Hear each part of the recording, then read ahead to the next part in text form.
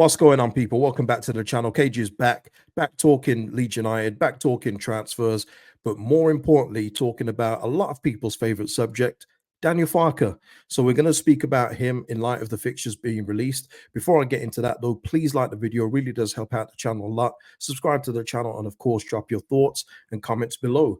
Thank you to John Abbott, Carl Brown, Malcolm Patrick, Isaac, and Mr. P for the super thanks in the last video.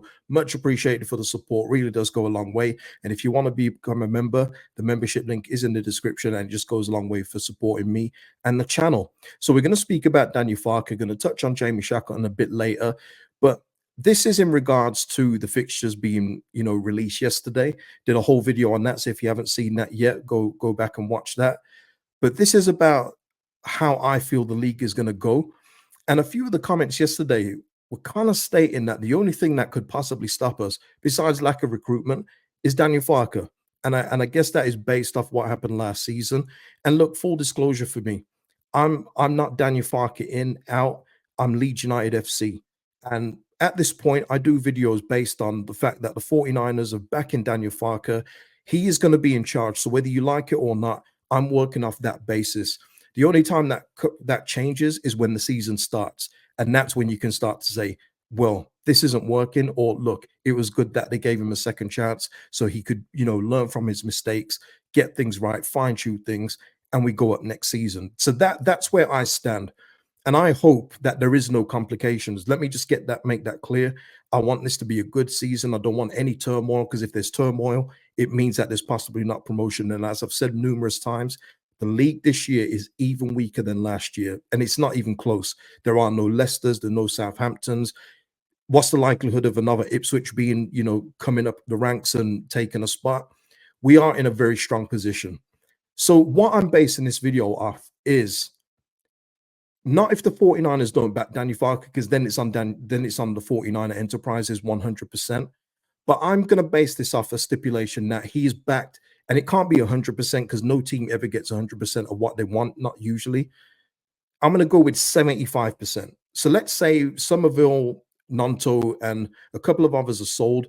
We've brought players in. Maybe we haven't filled in every position, but Daniel Farke feels it's enough for the squad, and he says so in a press conference. 75% of what we need. How long do you give Daniel Farke? Now, I want to get into a couple of comments from yesterday because these are very relevant to the conversation. And this is from Captain Elwood, because I said yesterday, if we feel that Leeds aren't going to go up, I need you to name 3 teams who you think are better. But Captain Elwood, kind of echoed what a few people did. So Captain Elwood, let me read this out. It's not that I think that there are 3 better teams than us. I didn't think that in the season just gone. It's our consistency that's the worry. Need to be able to unlock the low blocks and be resilient defensively, especially in set pieces. We've been weak at set plays for too long, and that will be team's best chance of hurting us. If the 49ers buff out the squad like we're hoping, then we have many tools at our disposal to beat every team this season. I do think we'll go up as champions, but I can never let go of my wariness about after the amount of scars Leeds United have accumulated over the years. And I completely get that. The Leedsy thing is a real thing, people. But Captain Elwood makes some great points here. That is probably an accurate description in terms of what will stop us. It's ourselves. And I said many times last season, just, at the match reactions, the style of play wasn't great. The tactics were very inflexible. It was very much Jorginho and Somerville, and let's hope for the best. And that is something that Daniel Farke and the team and the coaches have got to move on from. They've got to learn from and get better at this season. There's going to be plenty of low blocks, because even if Somerville, Nonto, and those lot go, we're still going to have, I think at this point, Archie Gray. We're still going to have Jorginho, more importantly, who's working his tail off in preseason, which is great to see. Before preseason, I should say. But we're going to still have a few difference makers. Dan James in there, Mateo Joseph as well. Let's go with that. So we're still going to have a bulk of quality to begin with that we need to add to. And this is now on the 49ers and Farke to identify these missing profiles, like a player that can shoot from distance, set pieces, someone that's decent on that, a bit of height in there too. I think our team is a little bit too small, especially for this league. In the Premier League, no problem. But there are things, and these are the things that they have to work on. And there is no excuses. This is why I keep saying there is 0 excuses for the lack of promotion next season. The league is weaker, and we are standing off. We're going off a pretty good foot We're starting off on a pretty good foot. Even if we do lose the players like Somerville, they will be replaced, and you've got to flesh out the squad a bit better. But yeah, set pieces. You would think that Daniel Farke would have recognized that, especially what I can't even remember the stat of how many set pieces we took, how many corners without a goal. It's just unacceptable. So I understand that point, and Daniel Farke is going to have to learn from that. Another one is from Natalie, is saying, she said here, I'm assuming she must use our squad, Mr. Farker. Our periphery players are as good as most of the starters for other teams, but need to play good minutes. 11 players cannot win this league. And I completely agree with this. And this goes back to the recruitment, and this goes back to Daniel Farke and the 49ers making sure that the squad is filled out with players that Daniel Farke feels comfortable using. Because quite clearly, whether he says so or not, the proof is in the pudding. They did not play players that were on the bench. People were on the bench and not even getting minutes. And if they did get, and some of them got minutes, it was like 8 minutes, 3 minutes here and there. Even Joel Peru towards the end of the season before the Norwich Renaissance, a 60 million pound asset was starting to get 4 minutes a game. That's unacceptable. And it hamstrung us. It hamstrung us towards the end of the season. It clearly wasn't working with Ampadu and Rodon at the back anymore. We needed Ampadu back in midfield, but Farke just persisted. He persisted with Ampadu at the back. Charlie Creswell goes unused. And you've tied up a place in the squad there that could have been used better. Charlie Creswell would have been more of a threat on set pieces as well. There were a few things that Farke got wrong last year. And that's why I always say with the people that always talk about the 90 points, and I said I wouldn't bring it up again, but it's relevant to the conversation. The 90 points are cool, but why did the two teams above us get more? And it's little details like these as to why we didn't go up last season. Some of it is on the players, 100%. Completely get that. But the tactics weren't good from Farke a lot of the time. Even in our winning streak, some of those games were we just, going at him. Georgie's running at him 14 times. On the 15-1, he manages to get through, put it through to Somerville or whoever, and we score a goal. You know what I mean? It was just constant barrage of attack down that side that broke through eventually. And that is something that he's going to have to vary up. He needs to vary up the style of play. He's going to have to, because I don't believe Somerville will be here. I've always said, though, if Somerville is still here come the end of the transfer window, it's probably the best piece of business we've done, keeping him. But yeah, he has to use the squad more. We did. We had players that could easily have made a difference. Georgie, hernia up. Joe Gelhart is there. We could have trusted Joe Gelhart in the championship, 100%. We could have. Other players, Charlie Creswell, Jaden Anthony, give our other wingers a break. Jaden Anthony is not the greatest, but I still feel he, in some of the games, especially against lower end championship teams, he would have done something for us. But Farke didn't utilize that enough. He's going to have to do that this season in order to get usage out of the squad. Because like Natalie says there, 11 players cannot win the league, as we saw. And Mr. P, and this is where the question comes in. Mr. P said, although the 3 relegated teams are championship teams, I feel like Burnley and Luton could have a good season. I'm expecting Leeds still to get promoted, but we need to not take any prisoners if we don't get up. And if we don't get up, Farke is toast. And I reply back to Mr. P, and I've just say it generally because I'm going to reply to it now. But he says if we don't get up, Farke is toast. I don't see if we're not in the top 2. For me personally, if we're not in the top 2 by the end of October, I don't see how Farke lasts. I don't see how he can continue. The only way I see it happening is if we have another rare case of 3 teams battling it out. We're third come the end of October, and the 2 teams above us are probably 2 points clear of us. If that's the case, I don't see him getting sacked. But if we are, say, 8th, 9th, or worse, I just don't see how he survives. And I always put it like this, people, for anyone that thinks that you're being harsh or anything else like that, I always say, just think about how you'd feel after these individual games. And listen, some of you, and if you would give him longer than end of October, please put it in the comments. Maybe some of you will go to Christmas. And if that's the case, put it in the comments. But what I'm saying is, if we are not in the top 2, if the recruitment's right, 75% done, let's just give it that figure, and we're not in the top 2 by the end of October, the 49ers will have a decision to make. There's no excuses this summer. There's more than enough time to get players in, get players out, and also there's no excuses for the lack of preseason. It's a full preseason for everybody. So that's where the excuses won't wash for me.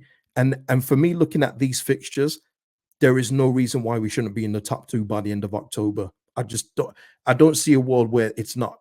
When you think of these fixtures, think about losing some of these individual games and how you'd feel after the game.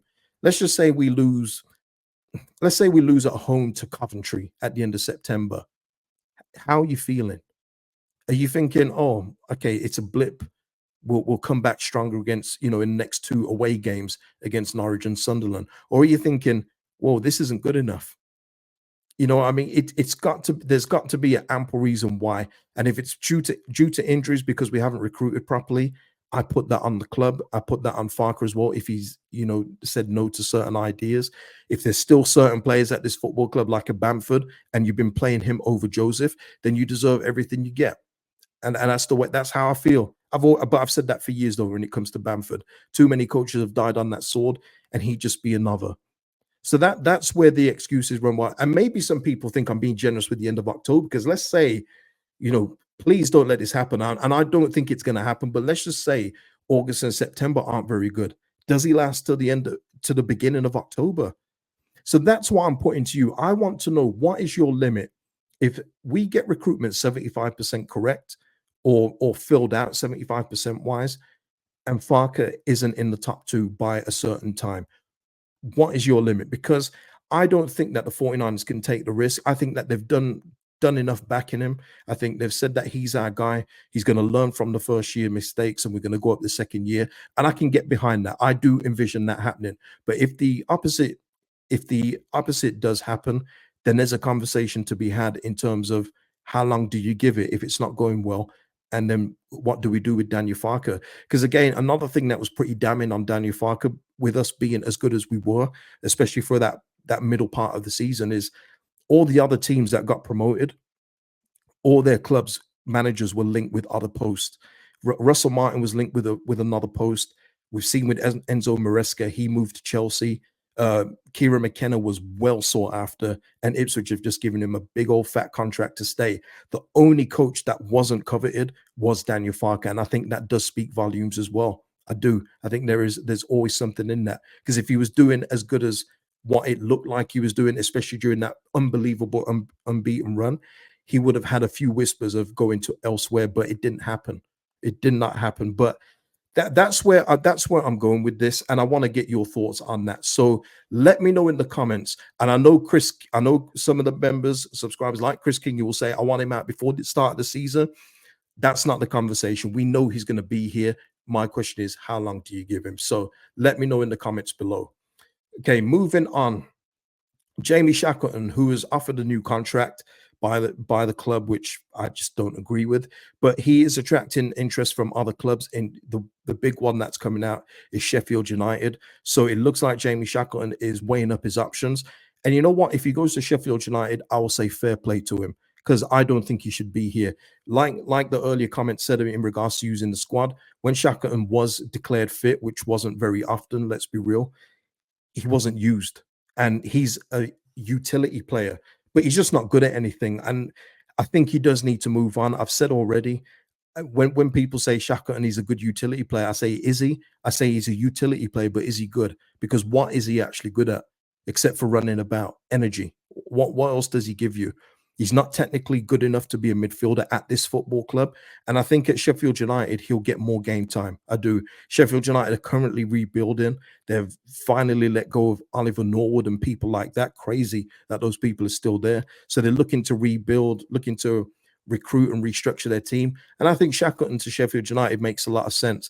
And I will give him all the praise if he is to go, because I thought it would be the easy way out for him to be comfortable here. He's settled. He probably doesn't want to leave, but for his career and regular football, I think it's a good landing spot for him. So Jamie Shackleton, it's not said that he is going to go to Sheffield United yet, although reports are saying the deal is agreed, but it's looking likely that it's going to happen. And listen, fair play. And it just means that we need to recruit somebody else. We needed to anyway, whether Shackleton stayed or not, but there's another gap to fill in the squad. And lastly, the League Cup has been drawn, people, and we have Middlesbrough at home. The tie will take place on the week commencing Monday, the 12th of August. But yeah, it's Borough at home, which is a pretty tough one. Usually I like a little soft, like little soft curveball thrown in from the lower leagues. But yeah, we'll take this one and run with it. So there you go. Middlesbrough at home, people. So that is the video, people. I just want listen, get your thoughts out in regards to Farke. I think it's very relevant, especially after the fixture list has been released. Like the video before you go, and I will see you in the next video, people. Peace out.